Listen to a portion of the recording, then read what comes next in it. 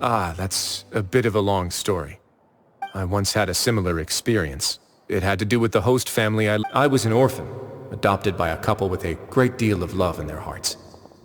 I had many siblings, and we all adored each other. Once we were older, Mom and Dad would turn us over to be individually adopted by families of greater means, and go on to adopt more young children. They were perfect parents. Or so I thought. And then? And then, I found out we were merely raised as livestock. Once we had reached a certain age, our parents would bring us to the market for sale. All children that were sold would leave the house, and nobody would know what became of them. As for those who didn't sell, they were merely disposed of. Did you know I once considered myself an extremely lucky child? And all of my friends, all of my siblings, they all felt this way as well. I was also not the first to find out about the truth.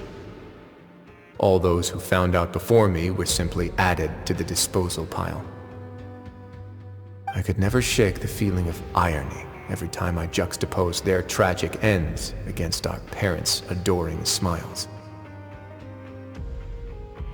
Yes, like the society, my parents created a facade of joy, lied to satiate their desires, and even employed incredibly cruel methods to keep their grasp on power. They did all of that, but never considered how their actions would utterly ruin all the children they took under their wing. Worse, perhaps they never cared about that at all. But I did.